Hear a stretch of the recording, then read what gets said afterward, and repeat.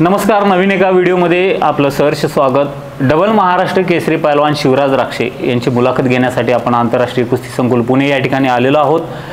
पैलवान शिवराज राक्षे सोबत आहेत, कोच सर आहेत आपल्यासोबत। बरेचशा गोष्टी आपण जाणून घेणार आहोत व्हिडिओच्या माध्यमातून। पहिल्यांदा तर प्रथम पैलवान तुम्हाला अभिनंदन, तुमचं डबल महाराष्ट्र केसरी झालात आणि सगळ्यांसाठी, घरच्यांसाठी पण, तालमीसाठी, सगळ्या कुस्ती शौकीनांसाठी आनंदाची बातमी आहे। पहिली प्रतिक्रिया काय तुमची डबल महाराष्ट्र केसरी झाल्यानंतरची? डबल महाराष्ट्र केसरी झाल्यावर आनंद होतोय, पण इथपर्यंत न थांबता पुढील राष्ट्रीय स्पर्धा असतील, आंतरराष्ट्रीय स्पर्धा असतील, यामध्ये भाग घेण्याचं माझं प्रयत्न असणार आहे। त्यानुसार आमचे वस्ताद असतील, कोचेस असतील, यांचे आम्हाला वेळोवेळी मार्गदर्शन मिळते आणि त्यानुसार आमची प्रॅक्टिस पण चालू आहे तालमीमध्ये। तसं बघायचं झालं तर पैलवान शिवराज राक्षे यांची आपण मागच्या वेळेस महाराष्ट्र केसरी झालं त्यावेळी मुलाखत घेतलेली आहे। बरेचसे काही त्या मुलाखतीतनं आपण जाणून घेतलो, पण अजूनसुद्धा काही जणांना पैलवान शिवराज राक्षे यांच्याबद्दल कदाचित माहीत नसेल।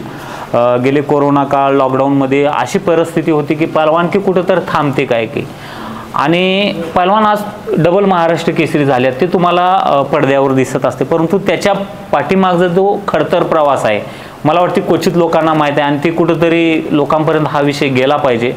आणि खरं जर सांगायचं झालं तर 1-2 वर्षापूर्वी मी त्यांना फोन केलेला किंवा भेटलो मी, पण अशी परिस्थिती होती की इंजुरी झालेली, पूर्ण शरीरामध्ये अनेक अशा ठिकाणी इंजुरी झालेली आणि त्यातनं सावरणं खूप मोठं तपश्चर्या असते, कठीण असते पैलवानांसाठी। त्यातनं पण सावरलं पैलवान, तुम्हाला असं वाटलं होतं का? कारण तुम्ही इंजुरीच्या काळ बराच खडतर हे केलेलं की मला वाटतं 2-3 वर्ष तुम्ही घरी होतात, तालमीपासून लांब होतात आणि त्यात कोरोना, लॉकडाऊन आलं, परंतु त्यामागं तुमच्या आईवडिलांनी तुमच्याकडं काळजी घेतली, कारण खरं वस्तादाची भूमिका वडिलांना पण निभावली, कारण मेहनत करून घेतली, त्यामागं भावांचा पण खूप सपोर्ट होता।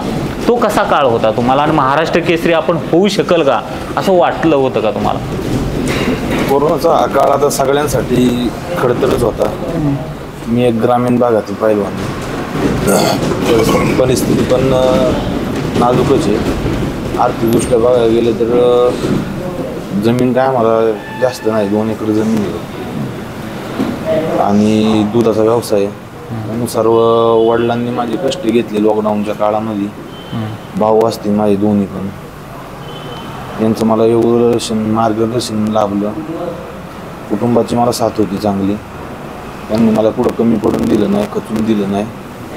आणि वस्तादांचे सारखे फोन असायचे, गुरुवारी काकासाहेब पवार असतील, रणधीर सिंग पोंगाल असतील, यांचे मला सारखे फोन यायचे त्या टायमिंगला लॉकडाऊनच्या काळामध्ये।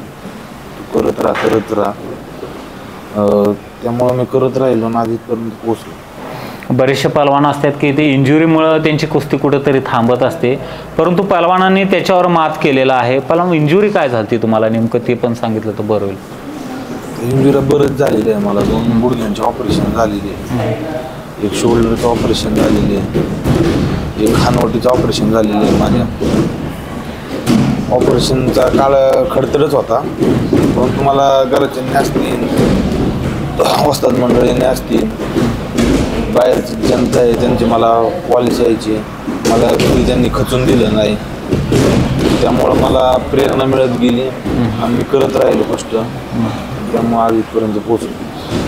आणि कुस्तीबद्दल जर बोलायचं झालं तुम्हाला तर धाराशिवमध्ये सगळ्या कुस्त्या बघितल्यात आपण, सगळे 1 मिनिटाच्या आत 10-0 असे बरेचसे कुस्त्या झालेल्या आहेत। स्पीड एवढी की, आणि खरं सांगू आता ते आहेत म्हणून मी त्यांचं कौतुक करत नाही, पण मी आता गेले 2-3 वर्ष कुस्ती क्षेत्रात काम करतोय आणि पैलवान शिवराज राक्षे यांच्यासारखा पैलवान मी एवढं बघितलं नाही, कारण की बरेचसे पैलवान आहेत परंतु उंच, धिप्पाड, ताकद, पावर ह्या सगळ्या गोष्टीचा जर संगम असेल तर डबल महाराष्ट्र केसरी पैलवान शिवराज राक्षे यांच्यामध्ये आहे। पैलवान, बरेचशा कुस्त्या बघितल्या मी, कारण तुम्ही 10-0 बरेचशा कुस्त्या केल्या, 1 मिनिटाच्या आत बरेचशा कुस्त्या झाल्यात, तर उंची आणि ताकदीचा यात तुम्हाला फायदा झाला आहे का? कारण बरेचशा पैलवानापेक्षा उंची तुमची जास्त आहे।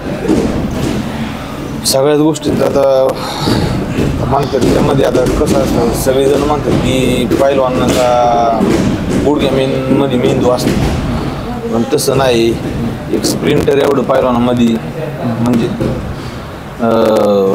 स्पीड पाहिजे, आणि वेटलिफ्टर आणि त्याच्यामध्ये जी ताकद असते ती ताकद पाहिजे, एक जिमनॅस्टिक आणि त्याच्यामध्ये फ्लेक्झिबिलिटी पाहिजे आणि वकील इतकं त्याच्यामध्ये म्हणजे दिमाग पाहिजे, तेव्हा एक पैलवान घडतो. आणि पैलवान घडणं म्हणजे आपल्या देवाचीच कृपा आहे. सहजासहजी कोण पैलवान घडत नाही, त्यामागं कष्ट पण आहेत आणि कष्ट केले तरच आपण पैलवान बनतो. आणि गरीब घराण्यातला पैलवान हा हमखास घडतो, कारण त्याला प्रत्येक गरिबीची जाण असते. आणि नक्कीच, आणि पहलवानांच्या घरी आज मी गेलेलो, तो पण व्हिडिओ सेपरेट येईल. आईवडिलांची मुलाखत घेतली. मला अगोदर वाटत होतं की पहलवान शिवराज राक्षे खूप मोठी श्रीमंत घरचे आहेत, कारण की आपण बघण्यावर जातो, कारण पर्सनॅलिटी बघून वाटत होतं खूप मोठ्या घरचे आहेत. परंतु सर्वसामान्यत आपण आहेत तसेच आहेत.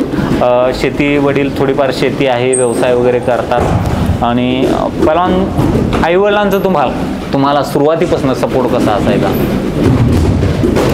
आजोबा पैलवान होते, वडील पण पैलवान होते, पण आता आर्थिक परिस्थिती नसून त्यांना काय पैलवान करता नाही आली. त्यामुळे त्यांनी काही गोष्टी माझ्यात बघितल्या गेल्या लहानपणी. मी घरी असताना लहानपणी व्यायाम करायचं, त्यामुळे त्यांना पण वाटत होतं की हा पैलवान बनेल. त्यामुळे त्यांनी मला, वडिलांनी पण वेळोवेळी मार्गदर्शन दिलं आणि मी ह्या तालमीत मला टाकलं जेणेकरून आंतरराष्ट्रीय आपले अर्जुन पुरस्कार असतील काकासाहेब पवार आणि आपल्या इंडियाचे चीफ कोच गेली 22 वर्षे कुस्तीसाठी जगडत आहे रणधीर सिंग पोंगल असतील, त्यांचं मला वेळोवेळी मार्गदर्शन मिळत गेलं आणि त्यामुळे मी आज इथपर्यंत गेलो. पहलवान, आता महाराष्ट्र केसरी 2 वेळेस झालात आणि 3 वेळेस महाराष्ट्र केसरी व्हावं हे आपल्या चॅनलच्या माध्यमातून सदिच्छा आहे. आणि त्या दृष्टीनं अजून काय इम्प्रूव्हमेंट केला की बाबा ज्या कुस्तीमध्ये आपल्या काही चुका झाल्या असतील किंवा त्याच्यापेक्षा जे सगळ्या कुस्त्या तर चांगल्याच केल्यात, पण अजून चांगली सुधारणा व्हावी ह्या दृष्टिकोनातून पुढच्या महाराष्ट्र केसरीसाठी काय तयारी केला? सर्व आता वस्ताद लोक असतील, कोचेस असतील, त्यांचं आता चांगल्या प्रकारे लक्ष आहे. कुठं काही चुका झाल्यात त्या समजावून सांगतात. प्रत्येक डावाची तोड पण आहे, त्यानुसार ते टेक्निक तसं सांगत जातात. मेहनत करून घेतात तशीच. येणाऱ्या काळात आता सिनियर नॅशनल असतील. आता ह्या वर्षी 2024चं पण ऑलिम्पिकच्या ट्रायल चालू आहे, त्या दृष्टीनं तुम्ही सहभाग घेणार आहात? माझा प्रयत्न चालू आहे तसं. नक्कीच. आणि मॅटवर जर बघायचं झालं तर खूप चांगल्या कुस्त्या केल्या. परवा तुम्ही आता धाराशिवला कुस्त्या केल्या, त्यामध्ये तुम्हाला बऱ्यापैकी एवढं काय जड गेलेलं नाहीत कुस्त्या, कारण तुमचा एक्सपिरियन्स, ताकद वगैरे सगळ्या टेक्निक, स्पीड या सगळ्या गोष्टीचा तुम्ही पुरेपूर वापर केलात. परंतु त्यातल्या त्यात अशी कोणती कुस्ती वाटली की बाबा आपल्याला ही थोडी जड जाऊ शकते अशी? मेहनत केली होती, लोकांनी मेहनत करून घेतली होती, जनतेचा सपोर्ट होता, मला आशीर्वाद होता, भगवंताची कृपा होती माझ्यावर, त्यामुळे एवढं काय वाटलं नाही. कष्ट केल्यावर मिळतंच म्हणतात ना, भगवान की देर आहे लेकिन अंधेर नाही. बरोबर, त्यानुसार मी कष्ट करत गेलो आणि आज मला आता धाराशिवच्या स्पर्धेमध्ये स्कॉर्पिओ गाडी मिळाली आणि अगोदर थार मिळाली आणि उपमहाराष्ट्र केसरी झाले ते ट्रॅक्टर मिळालं. ह्या सगळ्या गोष्टी मला वाटते 2023मध्ये मिळालेल्या आहेत. 2023 लकी आहे का आपल्यासाठी? नक्कीच म्हणावं लागेल 2023 माझ्यासाठी. नक्कीच. आणि एका वर्षामध्ये मला वाटते, आणि परत एकदा सांगतो मी, तो थोडक्यात महाराष्ट्र केसरीची गदा त्यांच्यापासून थोडं लांब राहिली असता आज ते ट्रिपल महाराष्ट्र केसरी झाले असते आणि मला वाटते DYSP पद पण मिळालं असतं पहलवानांना. आणि ह्या दृष्टीनं तुम्हाला काय सरकारकडे काय मागण्या आशा आहे? कारण की सर्वसामान्य घरातनं पहलवानकी आलेलं असतंय, कारण कुस्ती क्षेत्र असं की आता तुम्ही मैदानी जास्त नसते पण स्पर्धेची तयारी करताय, त्यामुळं आर्थिक सक्षम असणं पण तेवढंच गरजेचं आहे, कारण की ह्या पहलवानला, तुमच्यासारख्या पहलवानला खर्च खूप येत आहे. तर सरकारकडे मागणी काय? सरकारकडे एकच मागणी असेल, आता प्रत्येक आता खेळाडू गरीब कुटुंबातला आहे. आता बघायला गेलं आपल्या वजन गटात 57 ते 125 किलोपर्यंत 10 गट वजन गट. प्रत्येक पैलवान छोट्या वजन गटापासून तर मोठ्या वजन गटापासून प्रत्येक पैलवान कष्ट करत असतो. आम्ही आता हा ओपनचा गट आहे, त्यामुळे महाराष्ट्र केसरी नुसतं जास्त म्हणजे लोक उचलून जातात, पण खालच्या गटातली पण जी मुलं आहेत 57 पासून तर 96 किलोपर्यंत त्यांची पण बाबा 3-3, 7-7 काही काहींची 2-2 मेडल आहेत महाराष्ट्राला. सरकारने त्यांच्याकडे पण लक्ष दिलं पाहिजे नोकरीसाठी, कारण पहिलवानची परिस्थिती आर्थिक म्हणून लय नाजूक असते. बरोबर. एक पहिलवानचा खर्च नाही म्हणलं तरी त्या खर्चावर त्याचं अख्खं कुटुंब चालत असते बघायला गेलं तर. त्यामुळे प्रत्येक सरकारला एक मिनिट असं खालच्या 57 पासून तर 96 किलो वजन गटापर्यंत सगळ्यांकडे सरकारने लक्ष दिलं पाहिजे. पुढे ना पुढे त्यांना एक आपली उपजीविकेसाठी नोकरी सरकारने दिली पाहिजे हीच विनंती असेल सरकार. आता पहलवान महाराष्ट्र केसरी झाल्यानंतर मैदानी कुस्तीसाठी पण डिमांड जास्त असते. प्रत्येकाला वाटते की आमच्या गावामध्ये महाराष्ट्र केसरी पहलवान यावा, प्रत्येकाचं स्वप्न असते. बरेचसे कुस्ती मैदान होणार आता जत्रा यात्रेचे चालू होते सीझन. तर मग असं मैदानी कुस्ती पण खेळणार आहात का स्पर्धेवरच फोकस केला आहे आपण?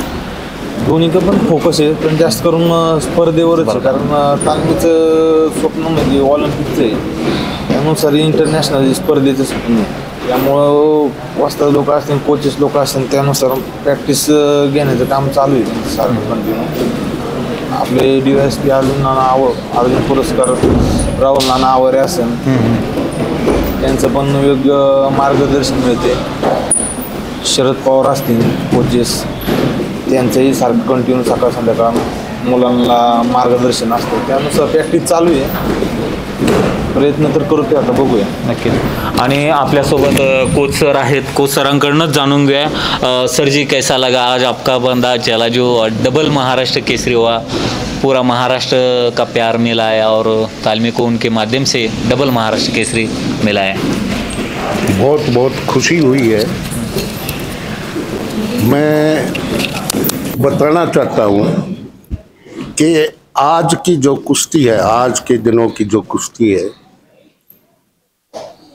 इससे पहले ताकत की कुश्ती होती थी, उसके बाद ताकत और टेक्निक की कुश्ती आई।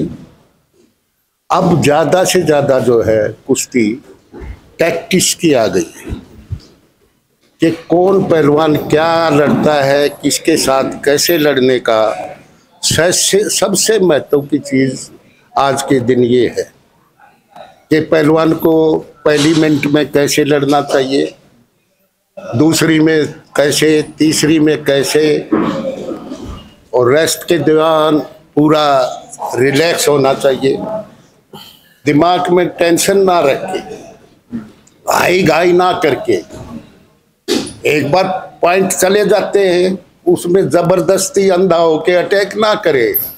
अटैक जब भी किया जाए जब सही टाइम हो, मेरे को लगता है अभी मैं इसको पकड़ लूँगा और पॉइंट ले लूँगा।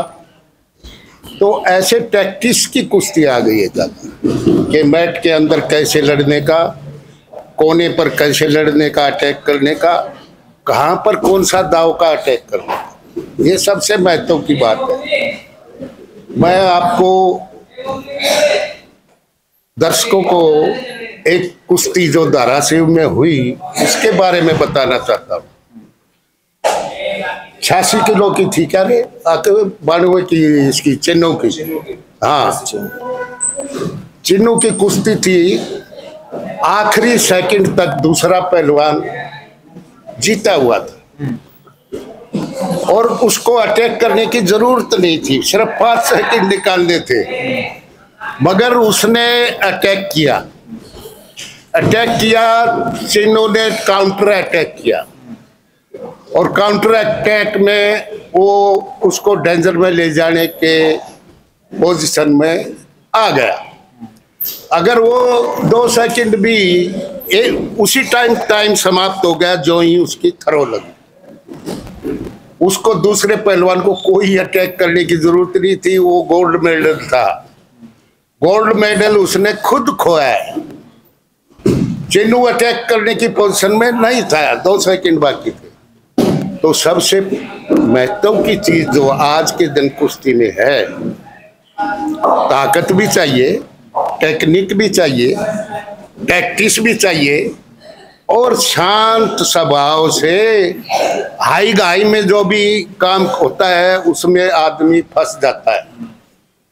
सही टाइम पर अटैक करे, मैट पर घूमने का टाइम है, बाहर जाने का टाइम कैसे है, उसको घेर के बाहर कैसे ले जाने का, अपने गए तो कैसे घूम के अंदर आने का, ऊपर आ गया तो कैसे चित करने का जल्दी से जल्दी।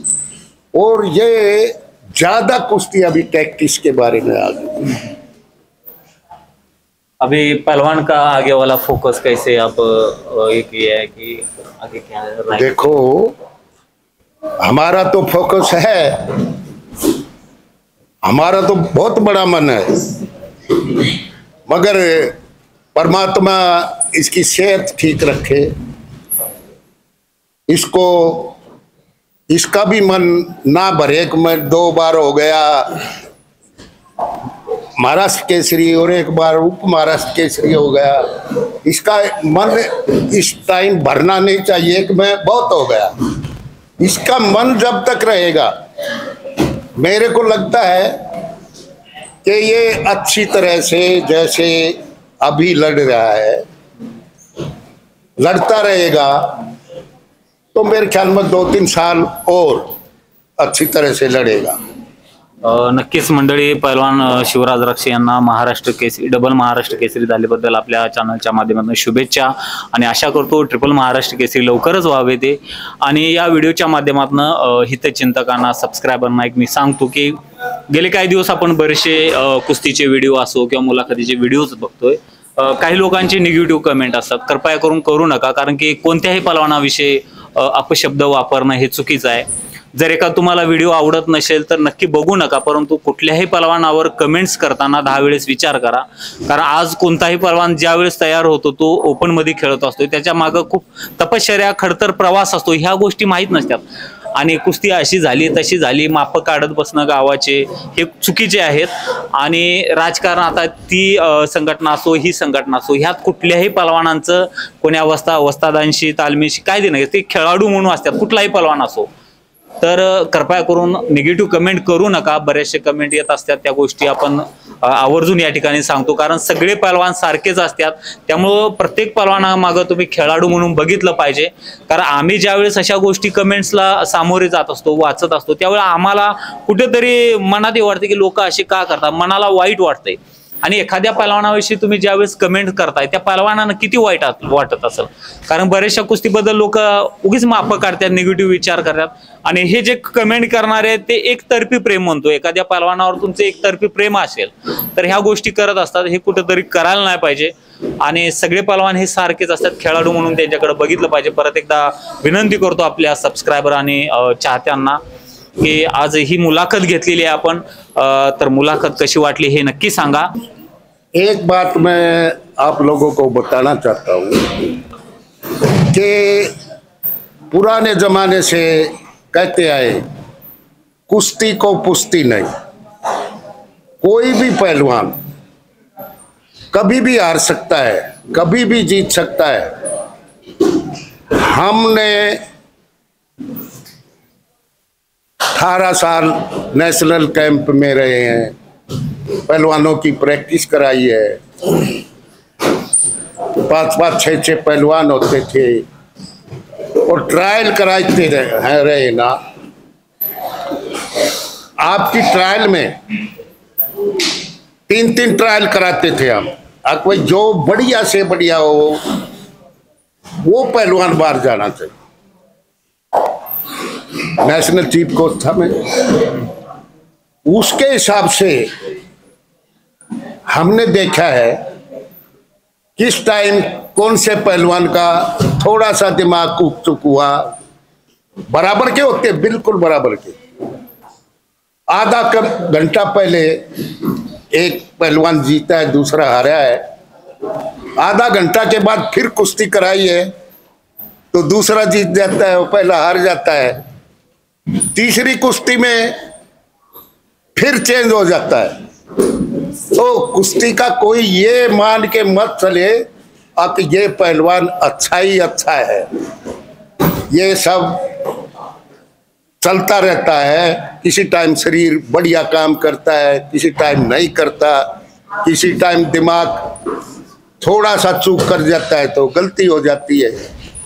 तो इसलिए किसी के बारे में भी ये नहीं कहना चाहिए कि मैं सब कुछ हूँ, ऐसा दिमाग में आने के बाद आदमी नीचे ही गिरता है, ऊपर उठने का काम नहीं है। तो इसलिए दिमाग में मत बिठाए कि मैं हार गया तो दबाव में आ गया, नहीं। कभी कोई जीतता है, कभी कोई जीतता है, इसमें कोई फर्क नहीं है। आदमी को प्रैक्टिस करनी चाहिए पूरा दिमाग लगा के। सबसे महत्व की जो बताई मैंने टैक्टिस है कि इस पहलवान के साथ कैसे लड़ना है, इस पहलवान के साथ कैसे लड़ना है, वो क्या दाव करता है, अपने को उसमें कैसे रोकने का है और उस पर काउंटर अटैक कैसे करने का है। मेन चीज जो पहलवान दिमाग से ज़्यादा, टैक्टिस से ज़्यादा लड़ता है, वो बराबर का होने के बाद वो चीज़ ज़्यादा काम आती है, कुश्ती की टैक्टिस कि इसके कैसे लड़ा जाए। एक और उदाहरण मैं आपको बताता हूँ। 5-6 साल पहले इधर ये क्या है, देवी है ना, कौन सा गांव है, पूना जिले में ही, वहाँ केसरी की कुश्ती कराई गई थी। कौन सा महान महाराष्ट्र केसरी कुछ ऐसा था। तो कुश्ती चल रही थी, सतगीर की और किसकी थी, सतगीर ने दूसरे पहलवान को 6-7 बार अंदाज मार दी और उन्होंने काउंट किए 4, रेफरी और जज ने। वो मारने के बाद सतगीर चित हो गया। उधर हाथ खड़ा करने वाले थे, मैंने प्रोटेस्ट है क्या भाई, 6 बार अंदाज लग रही है, आप 4 के पॉइंट दे रहे हो, आप अपना वीडियो देखो, उसके बाद फैसला दो। तो वीडियो देखा गया, वाक्य में 6 बार अंदाज थी। कहाँ वो दूसरे पहलवान को हरा रहे थे, सतगीर को हरा रहे थे, सतगीर उसमें जीता घोषित किया गया। जब 10-0 हो गए तो आगे कुश्ती चलने का क्या काम। तो कोच का भी पूरा ध्यान रहना चाहिए, किधर कोच पहलवान लड़ रहा है, किधर पॉइंट लिया है, किधर पैर बार गया है या नहीं गया है।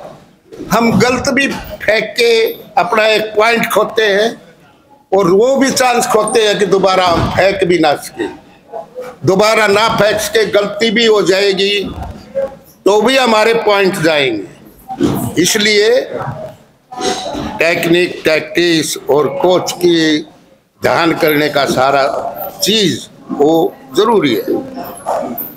मैंने इंटरनेशनल लेवल तक प्रोटेस्ट किए, इधर भी आपने कहीं देखा होगा, कई बार। मेरा प्रोटेस्ट कभी भी फैल नहीं गया। जानबूझ के कोई करे कि भाई ऐसा है वैसा है, नहीं, कभी भी फैल नहीं गया मेरा। तो कुश्ती के अंदर ध्यान सेकंड का होना चाहिए, न कि वो कोच को कौन बोल रहा है, क्या कर रहा है, क्या नहीं कर रहा है, वो उधर देख रहा है, नहीं। कोच बैठ गया तो कोच की ताकत दिमागी पहलवान से भी ज्यादा लगती है। तो इन चीजों का ध्यान जो रखेगा पहलवान भी, कोच भी, तो वो कामयाब हो। धन्यवाद। तर नक्कीच मंडळी, आता मी पहलवानांचं काही जास्त वेळ घेणार नाही, कारण प्रॅक्टिस चालू आहे, पहलवानांची पण प्रॅक्टिस होणार आहे। तर पहलवान काय बोलणार का? तर या व्हिडिओच्या माध्यमातून डबल महाराष्ट्र केसरी पहलवान शिवराज राक्षे यांना पुढील वाटचालीसाठी शुभेच्छा देतो। धन्यवाद।